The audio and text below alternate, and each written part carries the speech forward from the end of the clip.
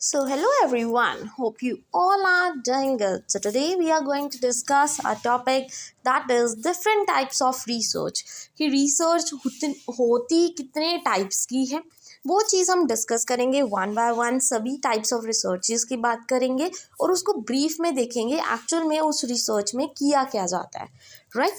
But उससे पहले भी आपको पता होनी चाहिए कुछ मेन चीज़ें जो मैं आपके साथ अभी डिस्कस करूँगी, राइट. सबसे पहले रिसर्च करने के कुछ मेथड्स होते हैं.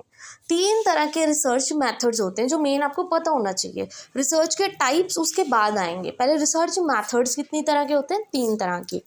Number 1 is historical method, number 2 is descriptive method and third is experimental method. अब हिस्टोरिकल का मतलब क्या होता है? नाम से पता लग रहा है जब हम हिस्ट्री की बात करते हैं, पास्ट की बात करते हैं, ठीक है. हिस्टोरिकल मेथड वो है रिसर्च का जब हम पास्ट में जाके किसी चीज़ पर रिसर्च करते हैं. जैसे आपका कोई रिसर्च का टॉपिक महात्मा गांधी पे है तो वो क्या हो गई? हिस्टोरिकल रिसर्च हो गई. आपको पहले ये पता होना चाहिए कि कौन सी रिसर्च कर रहे हो आप, किस तरह की कर रहे हो, ठीक है, कौन सा मेथड है आपका. हिस्टोरिकल क्या होता है? जब हम पास्ट की बात करते हैं, पास्ट में जाके आपने किसी, जैसे स्कूल पे, किसी भी स्कूल पे रिसर्च करनी है. कोई जो पुराना स्कूल है, बहुत पुराना, बाबा आजम के ज़माने का कोई स्कूल है, उस पर आपने क्या करनी है? रिसर्च करनी है. तो उसको बोलेंगे हम historical research. That what was उस टाइम उस स्कूल में क्या था, क्या रूल्स थे, क्या रेगुलेशंस थे, वो स्कूल अब क्यों नहीं है. सभी जाके आप हर एक चीज़ बारीकी में जब क्या है टेस्ट करते हो उसको हम रिसर्च बोलेंगे, historical research, right. For example जैसे हिस्ट्री ऑफ द इंस्टीट्यूशन, वो आप कौन सी रिसर्च कर रहे हो बट वो पुराने ज़माने की हो, ठीक है. देन डिस्क्रिप्टिव रिसर्च कौन सी होती है? डिस्क्रिप्टिव होती है जब हम प्रेजेंट की बात करते हैं, दैट व्हाट इज एक्चुअल में क्या एग्जिस्ट कर रहा है. जैसे आप सर्वे करोगे किसी जगह पे या केस स्टडी करोगे, लोगों से जाके पूछोगे. जैसे कहीं पे साइक्लोन आ गया, ठीक है, ठीक है, कहीं पे बाढ़ आ गई, साइक्लोन आ गया, आप जा रहे हो और लोगों से पूछ रहे हो कि एक्चुअल में क्या हुआ. इसको हम फिनोमिनोलॉजी भी बोलते हैं. ये तो आप बहुत डीप चले जाओगे बट जो मेन आपको पढ़ने वाली चीज़ ये है कि आप इसको हम फिनोमिनोलॉजी बोलते हैं. जब हम जाके सर्वे करते हैं, लोगों को एक्चुअल में पूछते हैं कि हुआ क्या एट द प्रेजेंट, ठीक है. यहाँ पे वेरिएबल्स का कोई कंट्रोल नहीं है क्योंकि जो आपको बताया जाएगा बाय द पीपल्स, ठीक है, आप वही डाटा कलेक्ट करोगे. तो यहाँ पे आप वेरिएबल्स कंट्रोल नहीं कर पाओगे. Next third is experimental. Experimental मतलब फ्यूचर की बात, दैट व्हाट विल बी, क्या हो सकता है. आप अपनी तरफ से बोल रहे हो कि हाँ ऐसा भी हो सकता है, आगे जाके ऐसा भी हो सकता है. इन चीज़ों पे भी रिसर्च की जाती है. यहाँ पे आप जो वेरिएबल्स हैं उनको कंट्रोल और मैनिपुलेट कर सकते हो अपने अकॉर्डिंग कि हाँ ऐसा हो सकता है इन द फ्यूचर. आपने पहले ही रिसर्च कर दी कि हाँ क्या पता एंड इन फ्यूचर ये सब चीज़ें हो. जैसे फॉर एग्जांपल पहले रोबोटिक्स आए, रोबोटिक्स नहीं थे, जैसे पहले आईटी आई, ठीक है. कहीं पे किसी ने तो रिसर्च की होगी कि आगे जाके जो रोबोट्स हैं वो भी पढ़ाएंगे. और अब इन द प्रेजेंट अगर हम वही चीज़ देखें तो देखने को मिल रहा है दिल्ली के कुछ स्कूल्स हैं जहाँ पे रोबोट्स क्या है टीच करना स्टार्ट कर रहे हैं. एक बार न्यूज़ भी आई थी यूट्यूब पे, राइट. तो ये सब चीज़ें क्या है इन द फ्यूचर जब हम रिसर्च करते हैं इन द फ्यूचर जाके कि हाँ इन द फ्यूचर ऐसा कुछ हो सकता है. I hope this is clear कि 3 तरह के रिसर्च मैथड्स कौन से होते हैं. अब हम मेन आएंगे कि रिसर्च कौन कौन सी होती है, राइट. तो 3 तरह के रिसर्च मैथड कि हम पास्ट में जाके भी रिसर्च कर सकते हैं, हम प्रेजेंट पे भी रिसर्च कर सकते हैं और हम फ्यूचर पे भी रिसर्च कर सकते हैं, राइट. अब आते हैं टाइप्स ऑफ रिसर्च पे. रिसर्च कितने टाइप्स की होती है? The number 1 is descriptive research. One by one अच्छे से सारी रिसर्चेस पढ़ना बहुत इंपॉर्टेंट है, राइट. डिस्क्रिप्टिव मतलब क्या होता है? डिस्क्रिप्टिव मतलब डिस्क्राइब करना किसी प्रोसेस को, किसी फिनोमिना को. जैसे मैंने अभी आपको एग्जांपल दी फिनोमिनोलॉजी की, ठीक है. ये प्रॉपर एक टर्म है फिनोमिनोलॉजी, पूरा एक कंसेप्ट है. इसके अपने एडवांटेज है, अपने एक डिसएडवांटेज है. वो वीडियोस भी आपको मेरे रिसर्च जो है प्लेलिस्ट है उसमें मिल जाएंगी, राइट. वो ऑलरेडी मैं बना चुकी हूँ. वो आपको टॉपिक है नहीं इसलिए मैंने यहाँ पे इंक्लूड नहीं किया, बट अगर आप चाहो तो जाके आप देख सकते हो. केस स्टडी पे भी प्रॉपर एक टॉपिक बना रखा है मैंने, ठीक है. प्रॉपर आपको प्लेलिस्ट में सब कुछ मिल जाएगा, बस आपको ढूंढना पड़ेगा थोड़ा एफर्ट करके. देन डिस्क्रिप्टिव वो मेथड है जहाँ पे उस प्रोसेस को क्या है एक्सप्लेन किया गया हो, डिस्क्राइब किया गया हो. कहीं पे साइक्लोन आया, आपने जाके क्या है सर्वे किया, और वहाँ पे जो लोग हैं उनको आपने कलेक्ट किया, चाहे मतलब 4 लोगों का आपने इंटरव्यू लिया, चाहे 5 का लिया, आपने क्या किया, सर्वे किया कि हाँ मुझे बताओ ऐसा क्या हुआ, कैसा नहीं हुआ। फिर वो आपको डिस्क्राइब करेंगे और आप वो डाटा क्या है लिखते रहोगे, ठीक है। फिर आप बाद में क्रॉस चेक करते रहोगे। आई होप दिस इज क्लियर। उसको बोलते हैं डिस्क्रिप्टिव। जब एक सिचुएशन को डिस्क्राइब किया जाए लोगों के द्वारा अपने शब्दों में, उसको बोलते हैं डिस्क्रिप्टिव रिसर्च। और ये देखो क्वांटिटेटिव भी हो सकती है और क्वालिटेटिव भी। May be in the numbers you can count अपना डाटा, ठीक है। May be in the qualitative, मतलब कैसा एटीट्यूड, कैसा बिहेवियर, क्या एप्टीट्यूड, ये सब चीज़ें क्या है क्वालिटेटिव में आ जाती हैं। ये आगे हम पढ़ेंगे अभी। क्वांटिटेटिव होता है नंबर में। मे बी आप रिसर्च के द्वारा ये मतलब कलेक्ट करना चाहो इन्फॉर्मेशन कि कितने लोगों का नुकसान हुआ, ठीक है, कितने लोग बच गए, तो ये क्या आ जाता है क्वांटिटी में आ जाता है। तो वो क्वांटिटेटिव रिसर्च हो जाती है। जब हम किसी के एटीट्यूड पर, किसी के बिहेवियर पर रिसर्च करते हैं उसको हम क्वालिटेटिव बोलते हैं, राइट। वो आगे हम अभी पढ़ेंगे।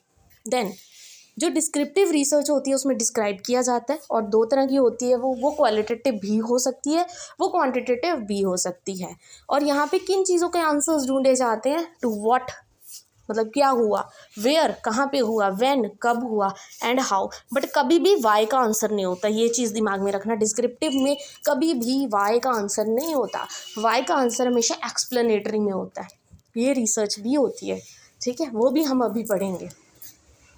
कभी भी ये नहीं होता वाई, ऐसा क्यों हो, साइक्लोन क्यों आया, ये क्वेश्चन नहीं होता डिस्क्रिप्टिव में। डिस्क्रिप्टिव में सिर्फ डिस्क्राइब किया जाता है कि ऐसा हुआ था, क्यों हुआ उससे आपको कोई लेना देना नहीं है, ठीक है।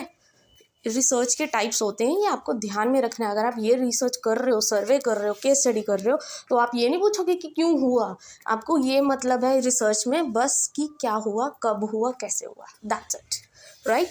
और इसमें कौन कौन से मेथड यूज़ कर सकते हो आप, सर्वे मेथड यूज़ कर सकते हो, जगह जगह पे जाके जहाँ पे वो चीज़ हुई है वहाँ पे लोगों से आप सर्वे कर सकते हो। ऑब्जर्वेशनल स्टडीज़, खुद उस जगह पे जाके ऑब्जर्व कर सकते हो, लोगों से बातचीत कर सकते हो और केस स्टडी कर सकते हो। मतलब एक प्रॉपर पर्सन के ऊपर आप केस स्टडी कर सकते हो जिसको इफेक्ट हुआ उस चीज़ का, साइक्लोन का। आप उसको पूछ सकते हो कि अपने वर्ड्स में डिस्क्राइब करो कि एक्चुअल में आपके साथ हुआ क्या था, ठीक है।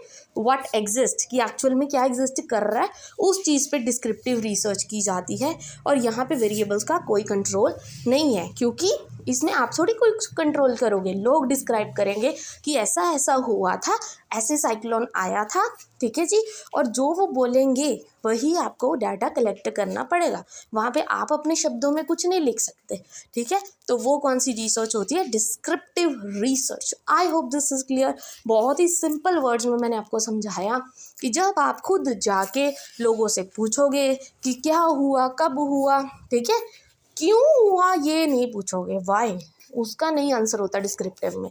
डिस्क्रिप्टिव में सिर्फ आपको डिस्क्राइब किया जाएगा बाय द पीपल्स, और यहाँ पे आप वेरिएबल्स कंट्रोल नहीं कर सकते, ठीक है जी। So this is the descriptive research. I hope first type of research is clear to you all, right. Now comes to the second type of research. Now comes this second type of research, ठीक है जी। Second कौन सी होती है, analytical research. ये analytical method, आप कुछ भी बोल सकते हो, राइट। यहाँ पे आप क्या करते हो, वो जो फैक्ट्स हैं, जो इन्फॉर्मेशन है, उनको अंडरस्टैंड करने के लिए आप एनालाइज करते हो। एनालाइज इन द सेंसेस, यहाँ पे आपकी क्रिटिकल थिंकिंग यूज़ होती है।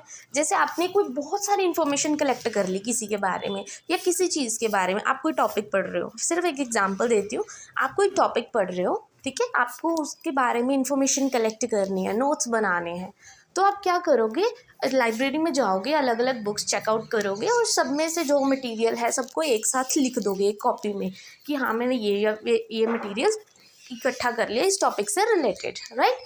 तो फिर आप उसको एनालाइज करोगे, जो मेन नोट्स आप बनाने जा रहे हो ना, उसके लिए जो आप ऑलरेडी लिख के आए हो ना सारा, उसको एनालाइज करोगे। एनालाइज होता है जब आप लार्ज इन्फॉर्मेशन को टुकड़ों में तोड़ते हो, ठीक है। छोटी छोटी इन्फॉर्मेशन, सारा थोड़ी आप उठा लोगे, सेम कॉपी पेस्ट कर लोगे इतनी बुक्स का, नहीं।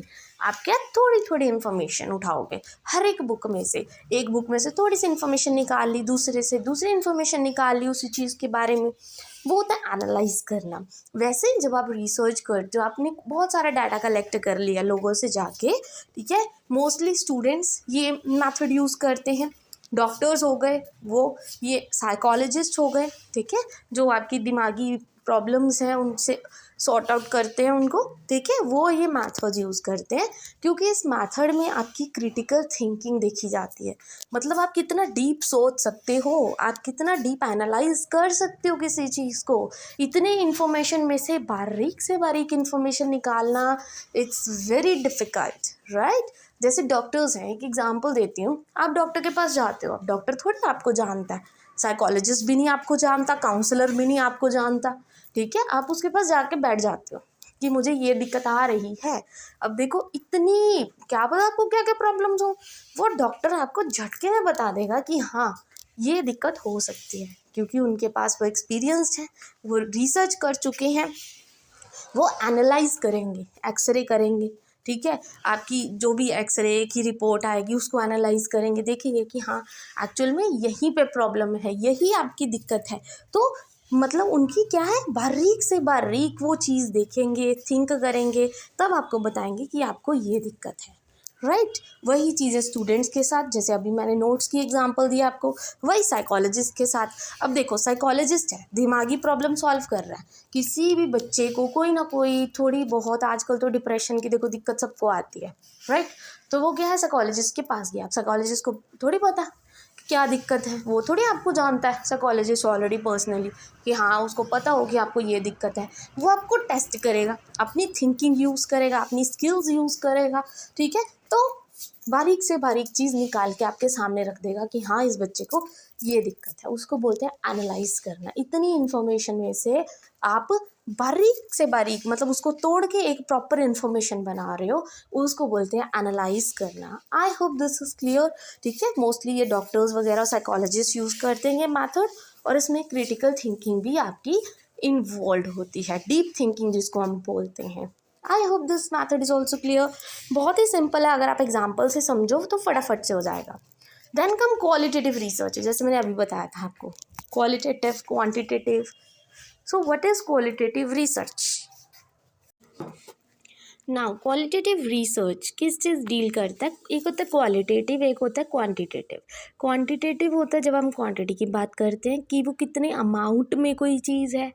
क्वालिटेटिव होता है जब हम किसी के बिलीफ पर, किसी सिंबल पर, ऐसे मतलब हम क्या करते हैं, अपनी रिसर्च करते हैं। इन द शॉर्ट अगर मैं बोलूँ तो it's deal with the phenomena that are difficult और इम्पॉसिबल टू क्वान्टिफाई।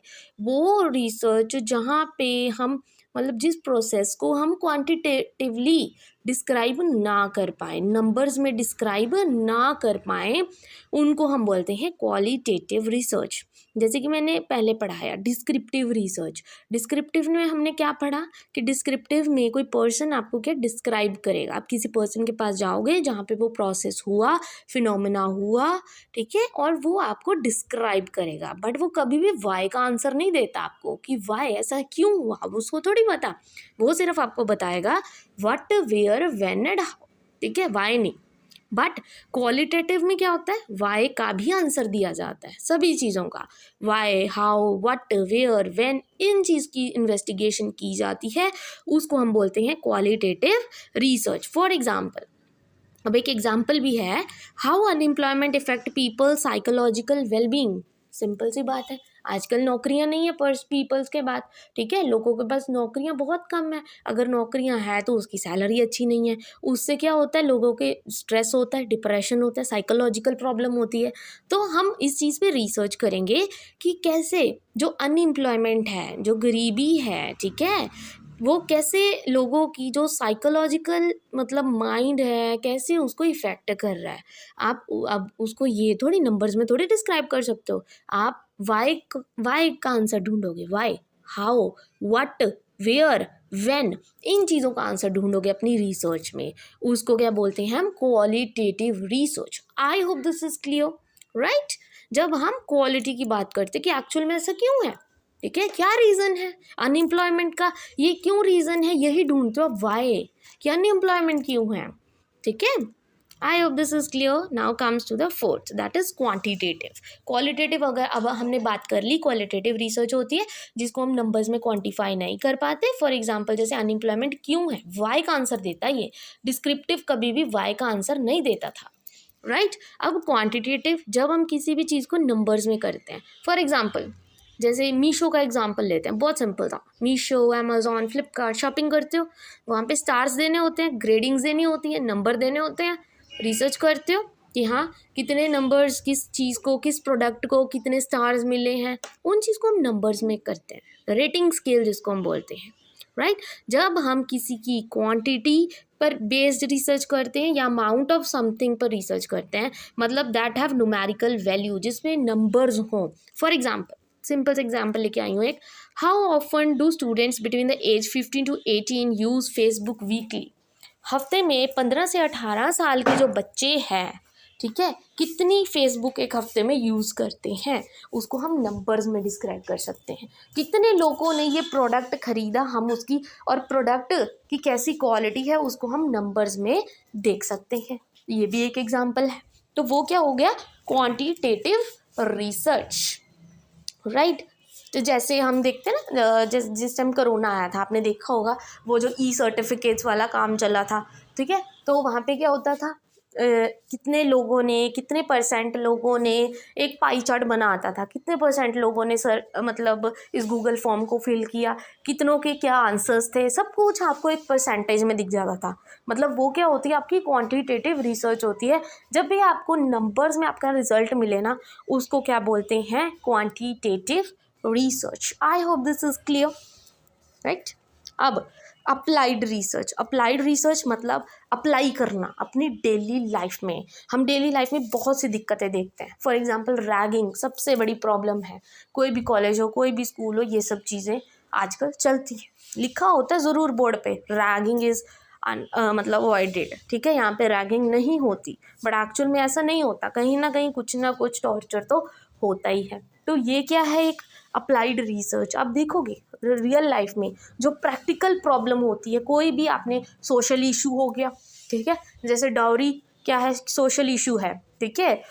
फिर उसके बाद आजकल जैसे कहते हैं कि कुछ जगह पे, कुछ प्लेसेस पे ये इशू है कि जो वुमेन्स हैं वो क्या है, अब जाके जॉब नहीं कर सकती। तो ये भी क्या है, एक अप्लाइड रिसर्च है कि क्यों उस एरिया में ऐसा क्या है, क्या ऐसा उन लोगों का बिलीफ है क्या नहीं, वो क्या होती है अप्लाइड रिसर्च। जब हम कोई प्रैक्टिकल प्रॉब्लम पे बात करते हैं, कोई भी हमने प्रैक्टिकल प्रॉब्लम सॉल्व करनी है जो हमारे डेली लाइफ से रिलेटेड हो, उसको हम क्या बोलेंगे, अप्लाइड रिसर्च। मीन्स जनरलाइजेशन, कहीं पर भी ये चीज़ अप्लाई की जा सकती है हमारी डेली लाइफ प्रॉब्लम्स पर, कि क्यों हमेशा वुमेन्स को ही घर का भी काम करना पड़ता है, ठीक है जी, जॉब पे भी जाना पड़ता है, बच्चे को भी संभालना पड़ता है, वाई डोंट मेंस। तो उस चीज़ पे भी आप रिसर्च कर सकते हो। आजकल यही चल रहा है, ठीक है। मतलब जो भी प्रैक्टिकल आपकी लाइफ में, डेली लाइफ में कोई भी दिक्कत है, कोई भी इशू है, चाहे वो सोशल प्रॉब्लम है, चाहे वो रिलीजियस प्रॉब्लम है, आप उस पर रिसर्च करोगे, उसको बोलते हैं applied research. For example ragging problem solving, right. आप कोई भी एग्जांपल दे सकते हो, जैसे अभी मैंने कोई भी रैंडम उठा के आपको एग्जांपल एक्सप्लेन की है। Now the next topic comes the fundamental research. जो फंडामेंटल रिसर्च होती है, हम उसको बेसिक रिसर्च भी बोलते हैं, हम उसको कंसेप्चुअल रिसर्च भी बोलते हैं। मीन्स जब भी हमने कोई न्यू थ्योरी बनानी है, कोई न्यू प्रिंसिपल बनाना है, ठीक है, मतलब जैसे कि फॉर एग्जांपल मैंने दिया कि study on gender stereotypes and depression. Means मैं न्यू थ्योरी, सबकी हर एक पर्सन की अपनी एक थ्योरी है इस चीज़ को लेके, जेंडर स्टीरियोटाइप को लेके, डिप्रेशन को लेके, ठीक है। तो मैं क्या है उस थ्योरी को न्यू बना सकती हूँ, या उस थ्योरी को क्या है मॉडिफाई करना है जो ऑलरेडी एग्जिस्टिंग है, ठीक है। कोई भी न्यू फैक्ट उसमें से लेके आ सकती हूँ कि क्या मेन रीज़न है जेंडर स्टीरियोटाइपिंग का, क्या मेन रीजंस हैं, डिप्रेशंस का क्या कारण है, ठीक है। तो ये सब चीज़ों पे जब हम बेसिक सी नॉलेज हमने गेन करनी है कोई कंसेप्ट के बारे में, ठीक है जी, सिर्फ नॉलेज गेनिंग के लिए जब हम रिसर्च करते हैं, उसको हम क्या बोलते हैं, fundamental research. I hope this is clear. Now comes in next, that is conceptual research. Conceptual research क्या होता है कि जब कोई न्यू हमने क्वेश्चन अराइज करना हो, involve analysing the existing information और थ्योरीज, जो ऑलरेडी एग्जिस्ट कर रही हैं उस इन्फॉर्मेशन को, उस थ्योरी को हमने अपना एक न्यू आइडिया देना है और उन क्वेश्चंस के आंसर करने हैं, दैट टू वाई, ऐसा क्यों है, ठीक है जी। यहाँ पे कोई एक्सपेरिमेंटेशन नहीं होती, सिर्फ आप उस कंसेप्ट को लोगे। जैसे कोई भी कंसेप्ट है, ठीक है। जैसे मैं हमेशा एग्जांपल देती हूँ आपको एज अ साइंस स्टूडेंट कि हाँ, जैसे इलेक्ट्रॉन प्रोटॉन न्यूट्रॉन का पहले थॉमसन ने मॉडल दिया, फिर रदरफोर्ड ने मॉडल दिया, उसके बाद बोहर ने मॉडल दिया। अब बोहर का मॉडल भी कोई फेल कर सकता है अगर आगे जाके उस कंसेप्ट पे कोई क्वेश्चनिंग करे, उसका आंसर दे कि एक्चुअल में क्या फैक्ट्स हैं और क्या क्या चीज़ें इन्वॉल्व हो सकती हैं। ठीक है, यहाँ पे कोई एक्सपेरिमेंटेशन नहीं हो रही, यहाँ पे सिर्फ आपने अपनी एक नॉलेज देनी है, मतलब फंडामेंटल और कंसेप्चुअल सेम ही है। आप ऐसा बोल सकते हो क्योंकि फंडामेंटल को भी हम कंसेप्चुअल रिसर्च ही बोलते हैं। Right now the last research is empirical research. Empirical research क्या होता है? ये मेथड होता है इंफॉर्मेशन को गेन करने का, नॉलेज को गेन करने का थ्रू डायरेक्ट या इनडायरेक्ट ऑब्जर्वेशन या एक्सपीरियंस। कि आप डेली लाइफ में कोई चीज़ ऑब्जर्व कर रहे हो डेली लाइफ में, ठीक है, और या ऑब्जर्व कर रहे हो या आप एक्सपीरियंस कर रहे हो कि जैसे आपने देखा कि बहुत से जो बच्चे हैं हेडफोन्स लगा के डेली लाइफ में जैसे देखते हो कि गाने सुनते हैं पढ़ते टाइम, और उनकी स्पीड क्या हो जाती है, बहुत ज़्यादा तेज़ हो जाती है लिखने में। जैसे मेरे साथ भी ऐसे ही होता है। ठीक है, मैं अगर पर्सनली आपको बताऊं कि जैसे मैं गाने सुनते सुनते अपना कोई भी काम करूं, उससे क्या होता है कि वो मेरा काम बहुत ही अच्छा हो जाता है और फटाफट से ख़त्म भी हो जाता है। मतलब उसी चीज़ पे मैंने रिसर्च करनी है कि डेली लाइफ में मैं देखती हूँ कि जो लोग गाने सुनते हैं, ठीक है, वाइल वर्किंग, उनसे क्या होता है, उसकी क्रिएटिविटी इंक्रीज होती है। ठीक है, उस चीज़ पे रिसर्च करना है जस्ट बिकॉज मैंने वो चीज़ ऑब्जर्व की या एक्सपीरियंस की है कि लोग ऐसा करते हैं और उसका रिजल्ट ये होता है। मैंने ऑब्जर्व किया, मैं रिसर्च करूँगी कि क्या सच्ची में ऐसा होता है, क्या सबके साथ यही होता है। तो उस चीज़ पे मैं रिसर्च कर रही हूँ, उसको क्या बोलते हैं, एम्पेरिकल रिसर्च। मतलब उन चीज़ों पे, उन टॉपिक्स पे रिसर्च करना जिनको आप डेली लाइफ में ऑब्जर्व करते हो या एक्सपीरियंस करते हो। Right, so this is all about all the types of research and the research methods, and I hope ये वीडियो आपके लिए यूजफुल रही हो। और अगर आपको आज की वीडियो अच्छी लगी हो then please don't forget to like and subscribe my channel for further videos. Thank you very much.